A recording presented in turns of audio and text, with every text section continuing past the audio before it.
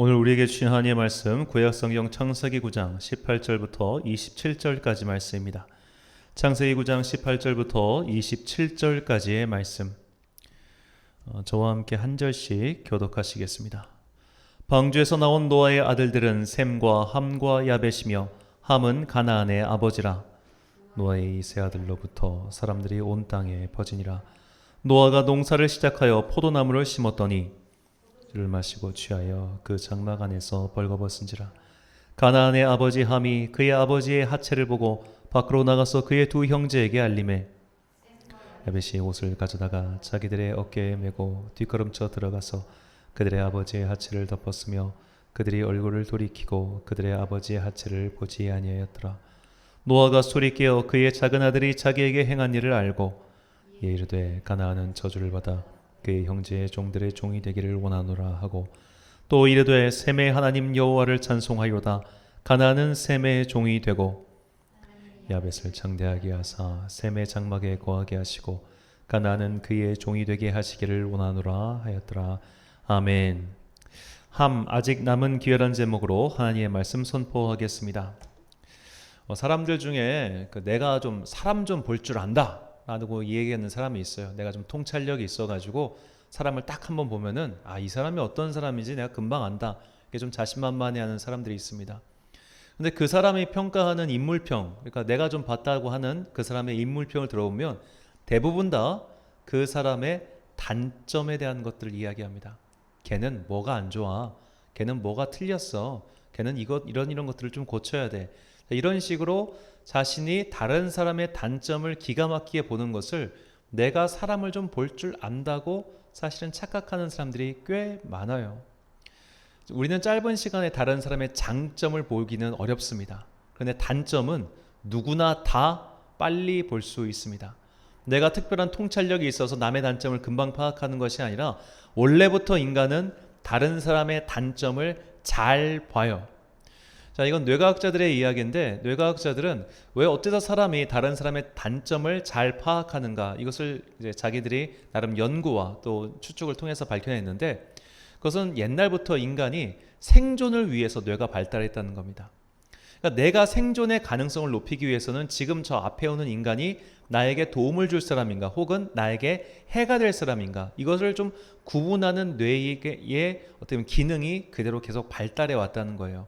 그런데 좋은 사람보다 사실은 나쁜 사람이 내 생존에 훨씬 더 위협적이기 때문에 모든 사람의 뇌는 사실 그런 다른 사람의 단점, 부족한 점 혹은 나쁜 점을 찾아내는데 발달되어 있다고 이야기를 합니다. 성경은 이런 눈을 가리켜 교만한 눈이라고 해요. 교만한 눈이란 나는 괜찮은데 쟤는 뭐 이런 단점이 있네, 저런 게 미흡하네, 부족하네, 이런 걸 자꾸만 보고 판단하는 마음이죠. 자, 이런 눈을 가지고 있었다가 그 눈으로 말미암아, 그 판단으로 말미암아 크게 망한 사람의 얘기가 오늘 본문에 나오는 이야기입니다. 자, 오늘 우리가 살펴볼 이야기의 주인공은 노아의 아들 함입니다. 자, 그런데 이 노아에 대해서 성경은 이렇게 설명하고 있어요. 창세기 6장 9절에서 10절 말씀. 이것이 노아의 족본이라. 노아는 의인이요 당대의 완전한 자라. 그는 하나님과 동행하였으며 세 아들을 낳았으니 셈과 함과 야벳이라. 아멘. 자, 당대의 완전한 자라라고 성경은 노아를 가리켜 이야기하고 있습니다. 성경에 나온 수많은 인물들 중에 이 사람은 완전했다, 완전하다라고 수식어가 붙은 사람은 노아밖에 없습니다. 자, 그 정도로 그는 남다른 사람이었고 의인이었죠. 하나님께서 그에게 명령하십니다. 너는 방주를 만들어라. 자, 방주라고 하는 것은 오늘날 우리가 생각하는 그런 배의 모양은 아닙니다. 정확히는 그냥 상자의 모양이라고 생각하시면 될 거예요. 아주 큰 상자입니다. 그래서 그 방주라고 하는 그 큰 상자에는 사실 창문도 없었어요. 그냥 위에는 구멍만 하나 있어가지고 그걸로만 지금 비가 오나 안 오나 혹은 기상이 어떻게 됐나 확인할 수 있을 따름이었습니다. 그게 거대한 것을 하나님께서 내가 줄 터이니 너희가 여기로 피신해가 아니라 만들라고 하셨습니다. 만들라고 하시면서 돈을 주신 것도 아니고 사람을 보내신 것도 아니고 아무것도 아니었죠. 그냥 이것을 노아와 그의 아들들이 만들기 시작한 겁니다. 미국 켄터키주에 가면 이 노아의 방주 실물 사이즈가 있다고 합니다. 이걸 어떤 분이 만드셨대요. 그래서 이 실물 사이즈를 들어가면 뭐 나름대로 이렇게 꾸며놨다고 하는데 이게 한 축구장 이상의 사이즈라고 합니다. 저도 뭐 가서 보진 않았습니다만 이렇게 거대한 구조물을 만들 때 누가 이 노동을 했겠습니까? 자, 우리가 홍수가 난 시기를 보면 노아의 나이 600세 때라고 나옵니다. 물론 그때 600세와 지금의 나이를 등가 비교할 수는 없겠지만 대체적으로 그때 숫자에서 0을 하나 빼면 우리의 신체 나이와 비슷해질 거라고 생각합니다. 600세라고 하는 건 60세의 신체 나이를 가지고 있다고 가정하면 실제로 이 엄청난 작업을 하는데 주된 노동력을 제공한 사람은 노아가 아니라 그의 아들들이죠. 그의 아들들 3명이 그리고 그 관련된 여러 업자들이 정말 뼈 빠지게 고생해서 겨우겨우 저거를 만들어 놨습니다. 자, 그리고 그걸로 끝이 아니죠. 자, 노아의 방주 안에는 정말 이 세상의 모든 포유동물 그리고 뭐 날아다니는 동물들 기타 등등등이 룩 들어왔다고 합니다. 그렇게 짐승들과 함께 노아의 가족들은 며칠이나 보냈을까요? 창세기 7장 11절과 8장 14절 말씀. 노아가 600살 된 해 둘째 달 그달 11의 날 바로 그날에 땅속 깊은 곳에서 큰 샘들이 모두 터지고 그리고 8장 14절 둘째 달 곧 그달 21의 날에 땅이 다 말랐다. 자, 비가 내리기 시작하고 땅이 말라서 그들이 밖으로 나올 때까지 걸린 시간은 총 370일입니다. 370일이라는 긴 시간 동안 노아와 그의 가족들, 그의 아들들은 짐승들과 함께 머물러 있었습니다. 자, 여기서 참 많은 사람들이 상상력을 자극하죠. 어떻게 육식동물과 초식동물이 같이 있었을까? 예를 들어 코끼리 같은 애는 정말 많이 먹는데 이 코끼리가 먹을 식량, 1년치 식량을 가져갔으면 얼마나 많은 식량이 필요했을까? 자, 그래서 이제 어떤 분들은 아마 이 짐승들이 동면을 취하고 있었을 것이다. 모든 짐승이 다 푹 자가지고 서로 잡아먹지도 않고 이렇게 하게끔 이렇게 하나님께서 기적을 베풀어 주셨을 것이다. 그런 추측을 하기도 합니다. 그러지 않고서는 그 수만 마리의 짐승들의 음식을 다 차려주기도 힘들었을 테니까요. 자, 예를 들어 그 동면을 취하고 있다고 가정을 해봅시다. 그러면 짐승이 동면을 취한다고 해서 털이 안 날릴까요? 냄새가 안 나겠습니까? 우리가 이제 아파트 이사를 다닐 때 집에서 그렇게 동물을 키우신 분들의 집에 가면 이상한 비린내가 나죠.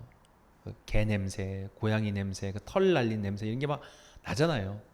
그런데 그 노아의 방주라고 하는 것은 아까 말씀드렸지만 창문이 없습니다.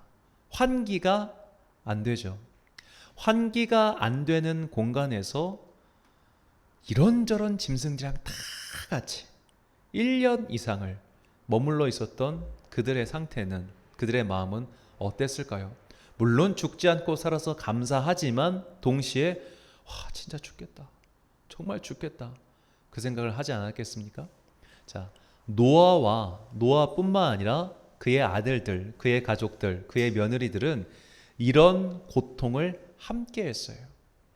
방주를 짓는 것부터, 홍수 사건이 날 때부터 방주 안에서 있는 기간까지 그 긴 시간을 정말 말 그대로 동고동락한 사이입니다.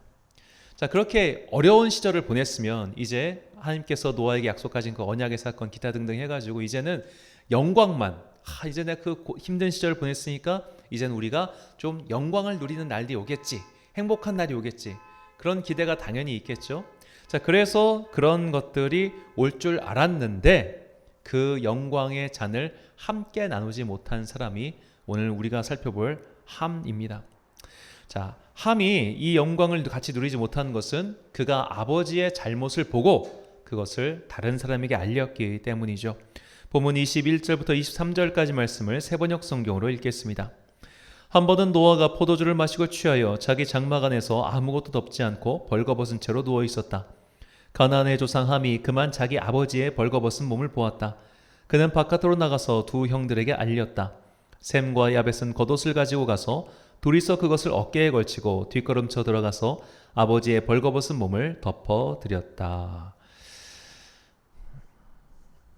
그들은 아버지의 벌거벗은 몸을 보지 않으려고 얼굴을 돌렸다. 자, 이 노아가 포도주를 마시고 거하게 취해서 나체로 잠에 들고 말았습니다. 자, 우리가 이 구약 성경을 읽을 때 이 포도주와 관련해서는 한 가지 문화적 배경이 필요한데 이 중동 지방 사람들은 건기와 우기가 뚜렷이 나뉘어 있었고 그나마 이 우기에 내리는 물도 석회질이 굉장히 많습니다.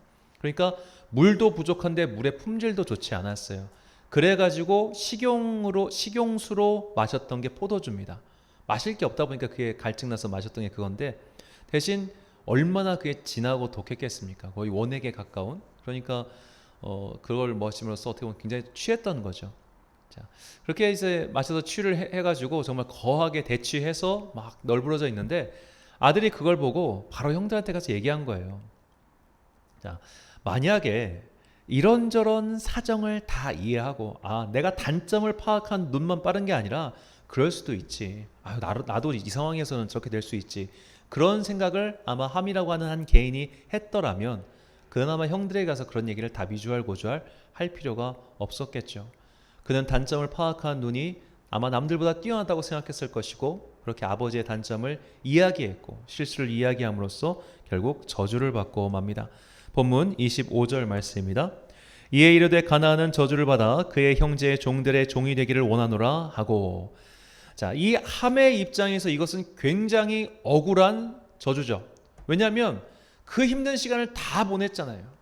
그 어려운 시간을 다 보내고 딱 한 번 실수한 건데, 마치 비유로 하자면 내가 초등학교 때부터 고등학생 때까지 열심히 공부하다가 수능 당일날 한 번 시험 망친 거 가지고 내가 이렇게까지 꼬꾸라져야 되나? 그런 생각이 들 만큼 단 한 번의 실수였단 말이죠. 그런데 그 단 한 번의 실수로 말미암아 그의 아들들은, 그의 자손들은 저주를 받아 다른 자들의 종이 되고 말았습니다. 이 어떤 이들은 이 함이 아프리카 사람들, 흑인들의 조상이다 이렇게 생각을 하는데 그것은 아니고 여기서 보면 가나안이 종이 된다고 분명히 나오죠. 가나안은 팔레스타인에 살고 있었던 가나안 7족속을 가리킵니다. 즉 이 말씀은 나중에 아브라함의 자손들이 이 가나안 자손들을 지배하고 다스리게 될 것이다 라고 하는 하나님의 예언의 말씀인 거죠. 자, 함의 그 한 번의 실수로 말미암아 그와 그를 비롯해 그의 후손들의 삶이 어려워졌습니다. 자, 우리네 인생에도 이런 일이 종종 있죠. 단 한 번의 실수. 정말 지금까지 열심히 했는데 그 단 한 번의 잘못된 선택 혹은 단 한 번의 잘못된 실수로 인해서 인생이 나락으로 쭉쭉 떨어지는 사람들이 있습니다. 특히 이제 방송 연예계의 어떤 그런 스타들 보면은 참 그런 경우 많죠. 물론 해서는 안 되는 일이지만 단 한 번의 음주운으로 그냥 아웃 되는 경우도 많고. 요즘엔 참 힘들 것 같아요. 예전에 그러니까 이렇게 인터넷이 발달하기 전까지 90년대 스타들은 대충 그 연예부 기자들과 서로 잘 얘기해가지고 덮는 것도 있고 안 퍼지는 것도 있긴 했는데 지금은 안 퍼질 도리가 없으니까 한번 그렇게 쫙 돌면은 바로 이제 낙인을 찍어버리고 그냥 없애버리는 이런 상황에서 살고 있는데 이것은 연예인들뿐만 아니라 사실 우리도 마찬가지입니다. 한 번 미끄러졌을 뿐인데 쭉 갈 때가 있고 한 번 선택을 잘못했을 뿐인데 쭉 인생이 고단한 경우가 참 많죠. 우리는 그런 일을 겪을 때마다 특히 이것이 마치 운명처럼 우리를 덮쳐올 때마다 하나님께 이런 생각이 듭니다. 하나님 너무하신 거 아니냐고. 어떻게 그 단 한 번의 실수, 그 단 한 번의 선택을 이렇게까지 꼬이게 하셔가지고 내 인생을 곤고하게 하시냐 이렇게 말을 할 때가 참 많습니다. 자, 그렇다면 하나님께서는 이렇게 저주를 받은 민족 혹은 실수를 해서 망한 사람이 끝까지 망하도록 내버려 두실까요? 아닙니다. 하나님께서는 모든 사람에게도 심지어 이방 민족에게도 그런 구원의 기회, 다시 소생할 기회를 분명히 주셨습니다. 이사야 49장 6절 말씀입니다. 그가 이르시되 내가 나의 종이 되어 야곱의 지파들을 일으키며 이스라엘 중에 보존된 자를 돌아오게 할 것은 매우 쉬운 일이라. 내가 또 너를 이방의 빛으로 삼아 나의 구원을 베풀어서 땅끝까지 이르게 하리라. 아멘. 자, 하나님께서는 이 함의 후손, 즉 가나안의 이방 족속들이 계속 그 저주받은 상태, 노예의 상태로 머물러 있기를 원하지 않으셨어요. 그래가지고 아브라함의 자손이 이스라엘 지파로 말미암아 내가 너를 이방의 빛으로 세우니까 이방 사람들은 이 빛을 보고 나에게 돌아와. 이것이 하나님의 마음인 겁니다. 저주의 상태로 그냥 내버려둬서 저주의 상태로 그냥 멸망하라, 이것이 하나님의 뜻이 아니라 다시 내가 너희에게 살아날 수 있는 기회를 줄게. 이것이 계속 반복해서 나오는 하나님의 마음인 것이죠. 우리가 잘못된 선택할 수 있습니다. 우리가 미끄러질 수 있습니다. 우리가 실수할 수 있습니다. 그러나 그 자리에서 그냥 좌절해서 푹 넘어지지 말고 그 상태에서 하루하루를 바꿔가면서 내 인생을 건져내라는 것이죠. 한번 실패해가지고 나 이제 인생 끝났어 하고 날마다 술과 함께 그냥 인생을 포기한 사람들, 그렇게 살지 말고 잘못된 것은 이미 잘못됐고 지나간 것은 바꿀 수 없으니 오늘부터 새로운 삶을 열심히 살아봐라. 이것이 바로 하나님께서 우리에게 주시는 그분의 마음입니다. 우리는 여러 가지 선택의 기로에 항상 놓여 있습니다. 이 선택이 최선이 될지 최악이 될지는 사실 아무도 모르죠. 우리는 사실은 최선의 선택을 하는 것이 아니라 내가 한 선택의 결과를 최선으로 만들어 갈 뿐입니다. 이 얼마 전에 지난주였던 거예요. 지난주에 방영했던 그 엄마는 아이돌이라는 예능 프로그램이 있어요. 거기에 그 가수 박진영 씨가 나와서 이런 말을 했습니다. 삶의 모든 선택은 선택하고 나서 어떻게 하느냐에 따라 그 선택이 좋았던 선택인지 안 좋았던 선택인지 결정이 난다. 자, 이 말은 그 자기가 키웠던 제자 같은 그 원더걸스 선예 씨가 일찍 결혼을 했어요. 일찍 결혼해서 그 딸만 셋을 낳았는데 이 선예 씨가 보니까 일찍 부모님이 아버지가 4살 때 돌아가시고 10살 땐가 어머니가 돌아가시고 할머니 밑에서 컸어요. 그래가지고 이른 나이 때부터 이 가족에 대한 갈망이 있었는데 캐나다에 갔다가 그 캐나다에 살고 있는 이제 그 남성분을 만났어요. 제가 알기로는 그분이 전도사님이라고 들었던 것 같기도 해요. 저희 이모가 IT에서 봤대요. 그 실제로 그 남자분을 되게 성실하고 참 착한 사람이었다고 얘기를 합니다. 청년일 때 봤는데 그런데 이제 그 가정을 보니까 너무 가정을 꾸리고 싶었던 것 같아요. 그래가지고 처음 본 시어머니한테 당일날 엄마라고 불렀답니다.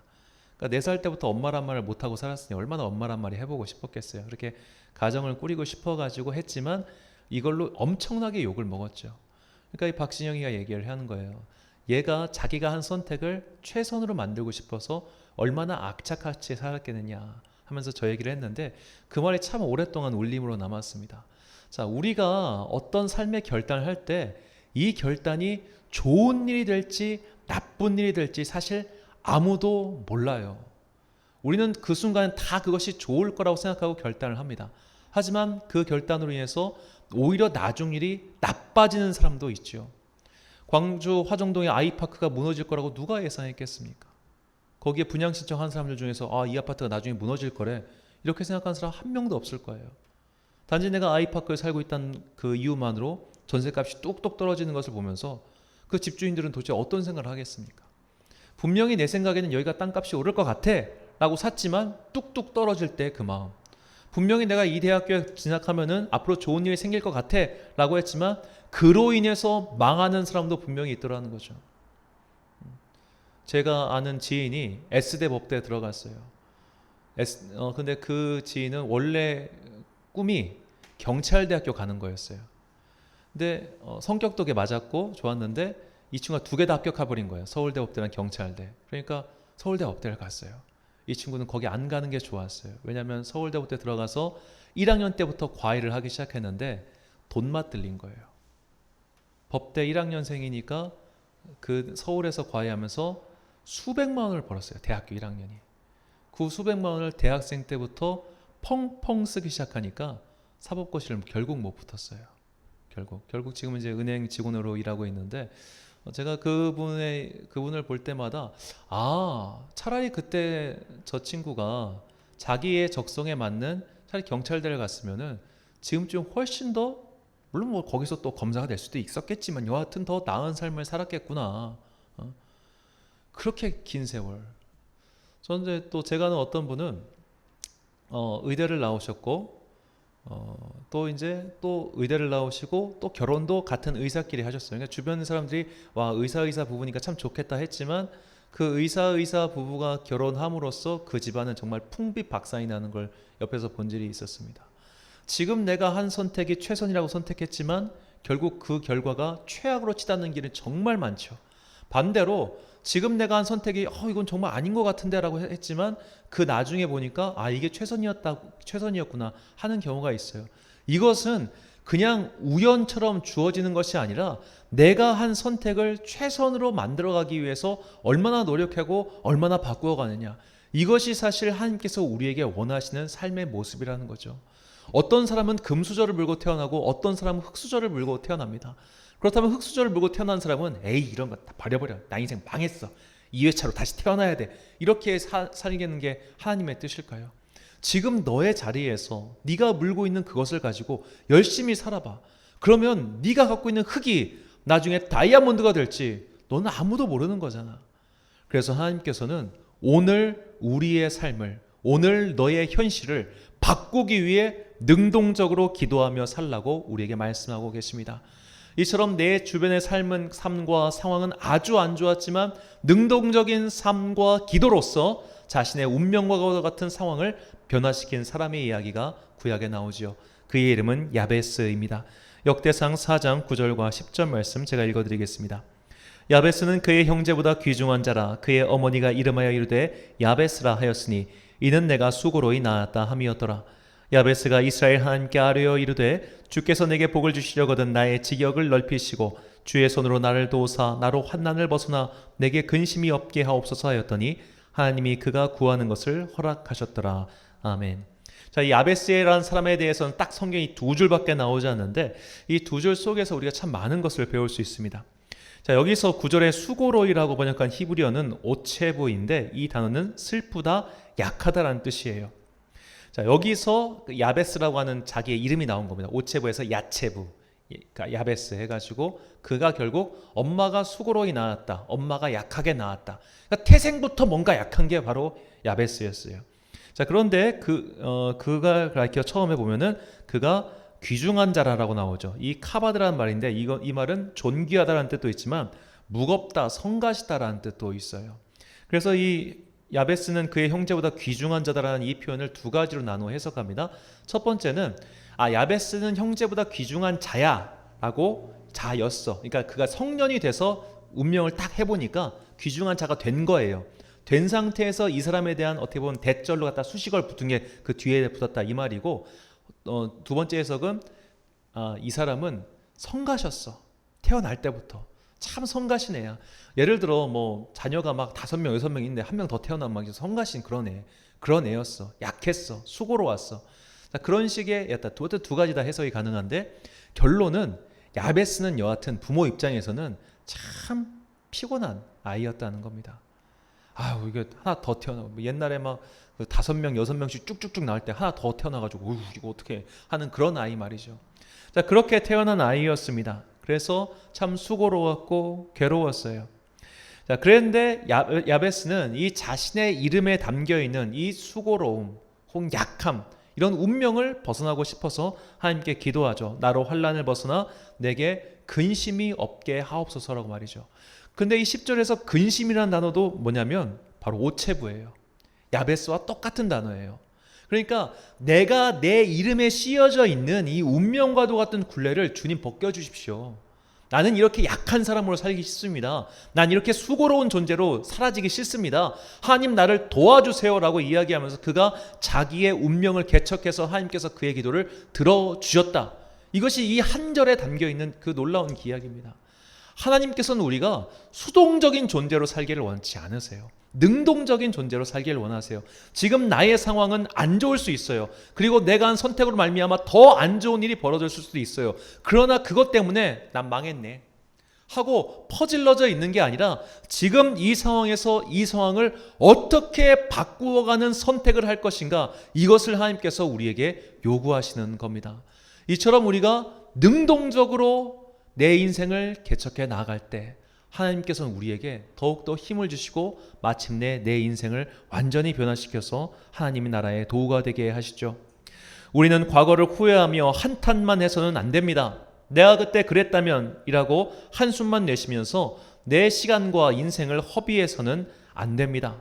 우리가 믿는 하나님은 전능하신 하나님이죠. 전능함이란 그분께서 내 인생의 상황을 변화시켜 줄 수 있다는 겁니다. 그렇기 때문에 내 인생이 힘들 때, 내가 선택이 어떻게 보면 자꾸만 나쁜 결과로 가는 것 같을 때 우리는 기도하면서 하나님 우리를 도와주세요. 하나님, 내 상황을 변화시켜 주세요. 그리하여 내가 이것을 깨고 승리할 수 있게 해주세요라고 기도할 때 주님께서는 그 기도에 응답하시고 우리에게 새로운 인생의 길을 열어주실 겁니다. 스바냐 3장 17절 말씀 우리 다 같이 한 목소리 읽겠습니다. 시작. 너의 하나님 여호와가 너희의 가운데 계시니 그는 구원을 베푸실 전능자이시라. 그가 너로 말미암아 기쁨을 이기지 못하시며 너를 잠잠히 사랑하시며 너로 말미암아 즐거이 부르며 기뻐하시리라 하리라. 아멘. 사랑하는 천안 광성교회 성도 여러분, 그리고 이 예배를 드리시는 귀한 주님의 자녀 여러분, 전능하신 하나님께서 지금도 우리를 변함없이 사랑하시고 우리가 이렇게 좌절하거나 넘어지거나 그러므로 내 인생을 내팽개치고 포기하기를 조금도 원하지 않으십니다. 우리는 잘못된 선택을 할 수 있습니다. 그로 인해서 어려움을 겪을 수도 있습니다. 그로 인해서 때로는 내 인생 망했네라고 포기하고 다 집어던지고 싶을 때도 분명히 있을 겁니다. 그러나 여전히 하나님께서는 우리를 잠잠히 사랑하고 계시기 때문에, 여전히 하나님께서는 우리를 포기하지 않고 여전히 우리를 바라보시면서 아직도 기대하고 계시기 때문에 그분께서 우리를 포기하지 않았는데 왜 내가 나의 인생을 포기해야 된단 말입니까? 포기하지 마십시오. 능동적으로 기도하십시오. 그리하여 내 인생에 주어져 있는 여러 가지 환난과 어려움과 고난과 운명과도 같은 파도를 기도로서, 능동적인 그 한 걸음으로써 성령님께서 주시는 그 돌파력으로 돌파하고 승리하십시오. 그래야 우리 모두가 함과 같은, 가나안의 후손과 같은 그런 운명으로 끝나는 것이 아니라 야베스와 같이 자신의 운명을 마침내 바꿔내는 승리하는 그리스도인들 되시기를 주님의 이름으로 축원합니다. 기도하겠습니다. 사랑과 은혜가 풍성하신 아버지 하나님, 누군가는 금수저를 물고 태어나고 누군가는 흙수저를 물고 태어납니다. 누군가는 한 번의 선택으로 큰 영광을 누리고 누군가는 한 번의 선택으로 저 밑바닥까지 떨어지고 맙니다. 지금 우리의 상황은 각자 다릅니다. 좋은 곳에 있는 자도 있고 나쁜 곳에 있는 자도 있습니다. 우리가 어떤 상황에 놓여 있든 우리에게는 동일한 하루가, 동일한 1년이 놓여져 있음에 감사합니다. 주님께서는 우리가 망하길 원하지 않으시고 든든히 바로 서길 원하십니다. 주님께서는 우리 앞에 축복과 저주의 길을 놓아두셨습니다. 언제나 축복의 바른 길을 선택할 뿐만 아니라 우리가 내리는 하루하루의 그 길을 축복으로 만들어가는 능동적이고 진취적인 인생을 살게 하옵소서. 한 번 저주받았다고, 한 번 실패했다고 모든 것을 내려놓은 채 빛을 선택하지 않았던 함과 가나안 자손들처럼 살지 않고, 비록 고통스러운 상황에서 태어났지만 하나님께 간구하여 복된 인생을 개척한 야베스처럼 살게 하옵소서. 운명보다 더욱 강하신 주님을 믿고 우리를 막아서는 모든 난관을 극복해 나가는 주의 군사들 되게 하옵소서. 이 모든 말씀 우리에게 삶의 용기를 주시는 예수 그리스도의 이름으로 기도드립니다. 아멘.